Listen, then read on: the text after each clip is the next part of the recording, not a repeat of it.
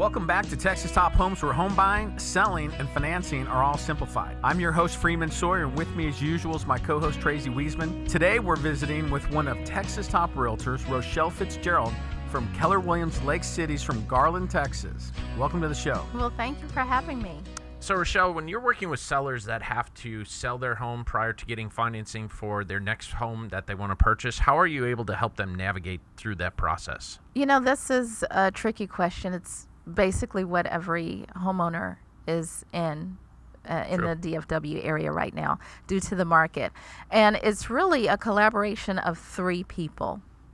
It is the seller, it's the mortgage lender, and it's me as the realtor.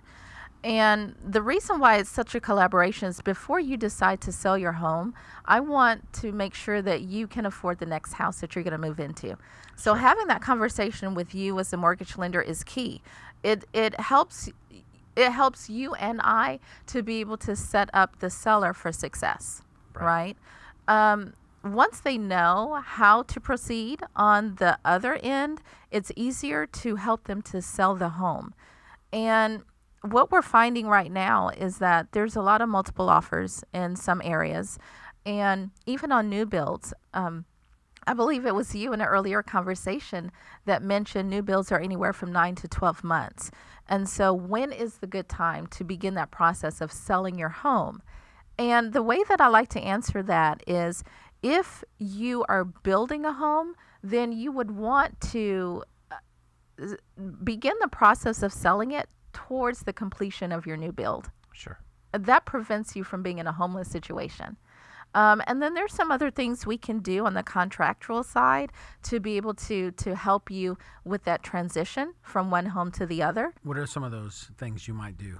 Well, something like a leaseback, Okay. a temporary seller leaseback. So for our listeners out there, kind of define what a leaseback means so Absolutely. they understand it. So that means that I, as a seller, would be able to sell my house and close on it today. But I would have a leaseback attached to the contract, which means I'm not going to actually move out of the home for another week or two. Gotcha. Okay? So when it closes today, I receive the funds for the transaction. I can then give those funds to my lender, and my lender can use it for the purchase, Of my and next house. everything is ready to roll. Got it. In some situations, you can do a simultaneous closing.